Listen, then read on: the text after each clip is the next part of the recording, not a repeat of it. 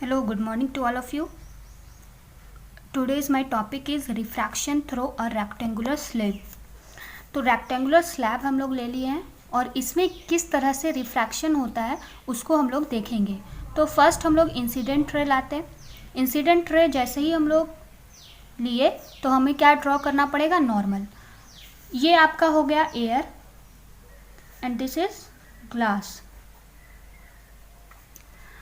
तो incident ray आ रहा है, नॉर्मल मैंने ड्रॉ किया। अब जो बेंडिंग ऑफ रे है वो कहाँ जाएगा, तो ग्लास में। तो ग्लास में हम लोग देख चुके हैं कि जब रेयर से डेंसर में आता है तो किस तरफ बेंड करता है, टूवर्ड्स द नॉर्मल। तो यहाँ पे देख रहे हैं इंसिडेंट रे I1 करके मैंने शो किया है और रिफ्रैक्शन रे R1 करके। तो टूवर्ड्स द नॉर्मल बेंड करता है। आफ्टर बेंडिंग के बाद क्या होगा, ये भी ग्लास ही है तो ग्लास में ये फिर as a incident ray form करने लगेगा और फिर हम लोग एक दूसरे सरफेस पे आएगा और एक नॉर्मल ड्रॉ करेंगे और फिर नॉर्मल फिर क्या होगा, ये आपका ग्लास था और ये आपका फिर से एयर आ गया।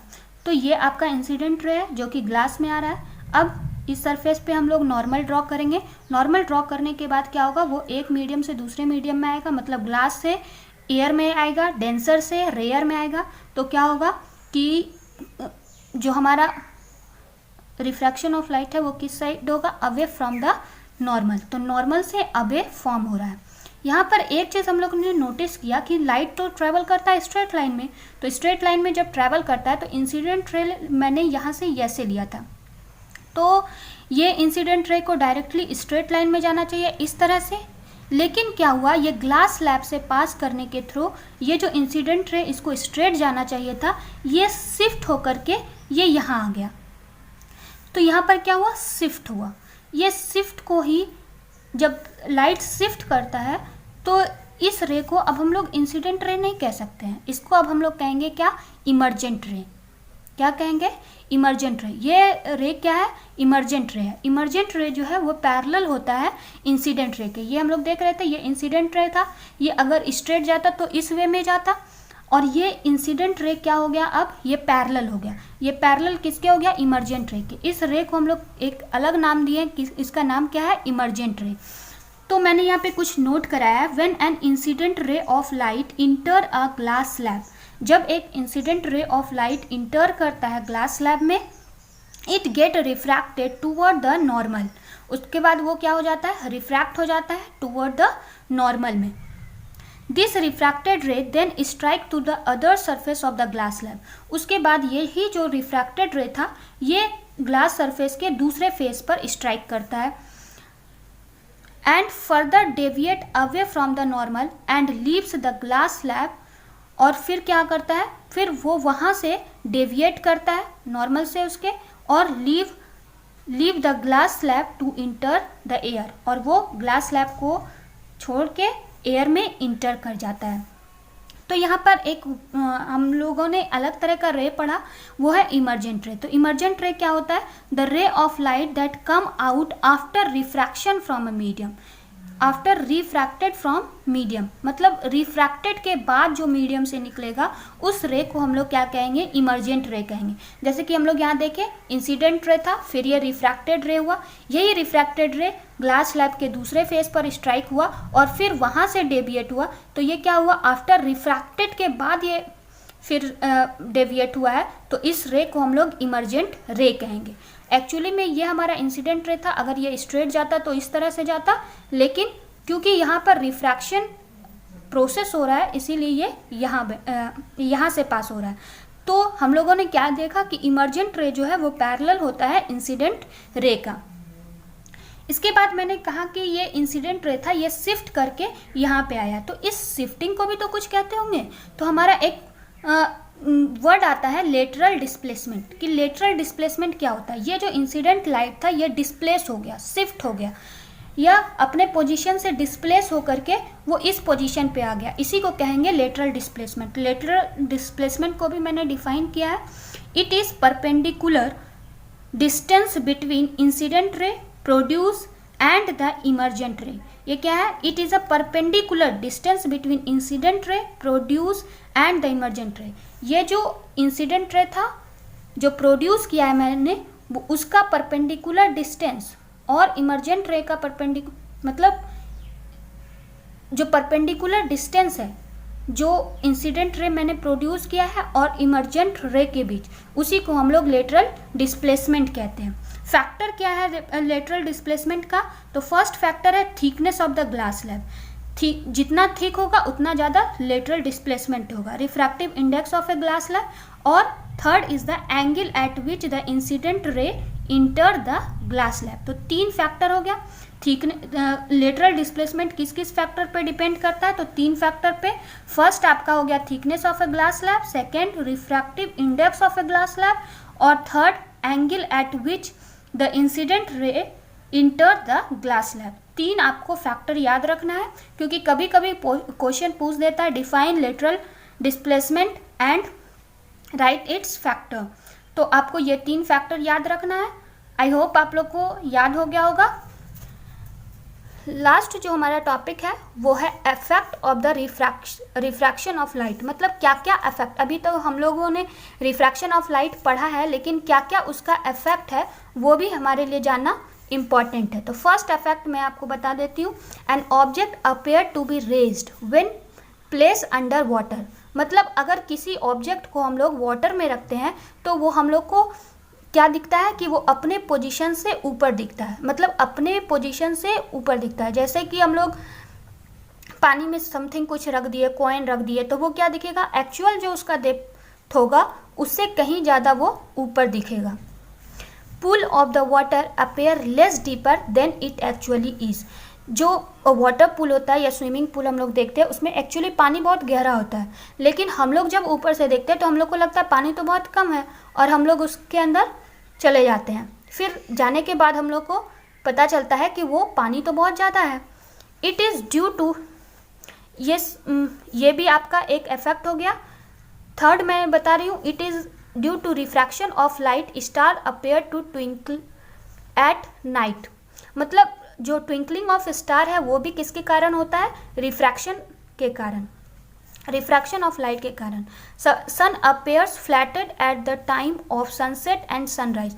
कभी हमने सुना है कि सन जो है एक्चुअली में 2 मिनट पहले और 2 मिनट बाद 2 मिनट पहले सनराइज होता है और 2 मिनट बाद सन सेट होता है। ये ऐसा इसलिए होता है क्योंकि रिफ्रैक्शन ऑफ लाइट के कारण होता है। तो ये 4 इफेक्ट मैंने बताया है जो कि रिफ्रैक्शन ऑफ लाइट के कारण होता है। अगर आपको ये क्वेश्चंस आते हैं तो due to refraction of light करके आप इसका आंसर लिख सकते हैं। इसके बाद जो हमारा नेक्स्ट टॉपिक है वो है real depth and apparent depth. Real depth क्या होता है? रियल से पता ही चल रहा है कि कोई भी चीज़ एक्चुअल में होता होगा। Real, it is actual depth from the surface. दूसरा है apparent depth, it is deeper which is visible to human eyes. This is due to refraction of light in different medium where the object seems higher than its position. Suppose that मैंने एक beaker लिया है, उसमें एक coin मैंने put कर दिया है।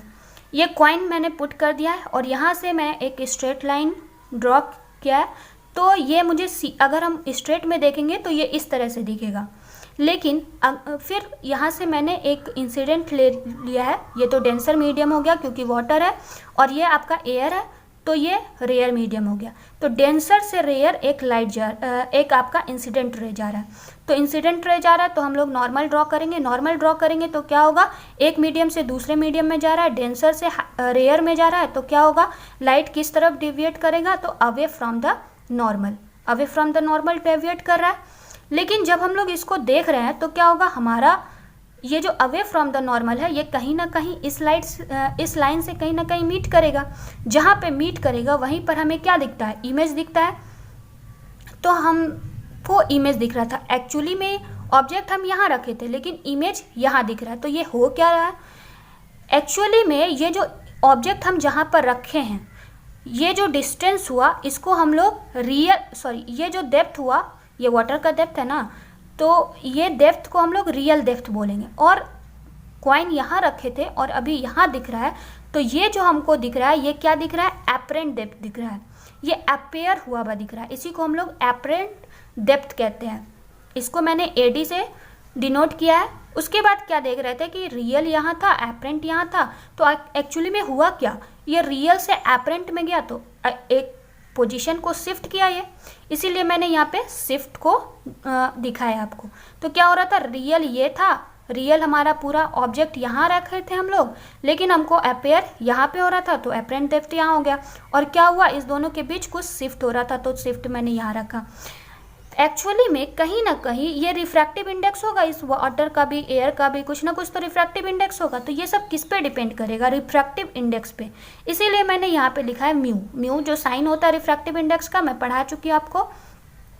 तो रिफ्रैक्टिव इंडेक्स इक्वल टू क्या होता है, real depth by apparent depth. Refractive index equal to real depth by apparent depth. उसके बाद यहाँ पे शिफ्ट जो मैंने लिखा, शिफ्ट मतलब क्या, वो अपने रियल पोजीशन से एपरेंट पोजीशन पर शिफ्ट कर रहा है।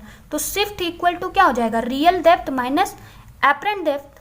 और इसी को हम लोग shift equal to RD minus AD भी लिख सकते हैं। तो शिफ्ट इक्वल टू RD, अब मैंने क्या किया, RD को RD से डिवाइड कर दिया, तो AD को RD से डिवाइड कर दिया, तो क्या हो गया, RD मैंने कॉमन ले लिया, तो 1 माइनस AD बाई RD आ गया। अब हम लोग देखे थे कि इसको हम लोग क्या लिख सकते हैं, RD by AD। RD by AD equal to mu होता है, तो AD बाई RD क्या होगा, 1 बाई म्यू होगा। तो shift equal to RD bracket 1 minus mu. तो शिफ्ट इक्वल टू क्या देखे हम लोग, shift equal to RD bracket 1 minus μ2 by μ1। ये हमारा फॉर्मूला आ गया। अब हम लोग देख रहे हैं कि इसमें दो तरह का इमेज बनेगा। एक, जब μ1 आपका छोटा होगा μ2 से, तब क्या होगा, जब μ1 छोटा होगा μ2 से, तो शिफ्ट बिकम निगेटिव। शिफ्ट कैसा होगा, निगेटिव होगा। इमेज डिस्टेंस जो है वो बड़ा होगा ऑब्जेक्ट डिस्टेंस से, और image is further from refracting surface, और इमेज जो बनेगा वो रिफ्रैक्टिंग सरफेस से दूर बनेगा। वहीं इसका अपोजिट कंडीशन ले लेते हैं, जब μ1 बड़ा होगा μ2 से, तो शिफ्ट कैसा होगा, पॉजिटिव होगा, और इमेज डिस्टेंस जो होगा वो लेस देन होगा ऑब्जेक्ट डिस्टेंस से, और image is close to refracting surface. तो हमने फर्स्ट और सेकंड दोनों केस पढ़ा कि सिर्फ शिफ्टिंग जो होगा वो नेगेटिव नहीं होगा बल्कि पॉजिटिव भी होगा, पॉजिटिव नहीं होगा बल्कि निगेटिव भी होगा। तो दोनों टाइप का शिफ्टिंग मैंने आपको बता दिया है। कभी इमेज आपका further from the refractive surface भी हो सकता है, और image from the close to the refracting surface भी हो सकता है। तो दोनों कंडीशन पॉसिबल है, पॉजिटिव भी और नेगेटिव भी। आई होप आप लोग को वीडियो पसंद आया होगा। अगर मेरा वीडियो पसंद आए तो प्लीज़ लाइक, शेयर और कमेंट करना ना भूलें।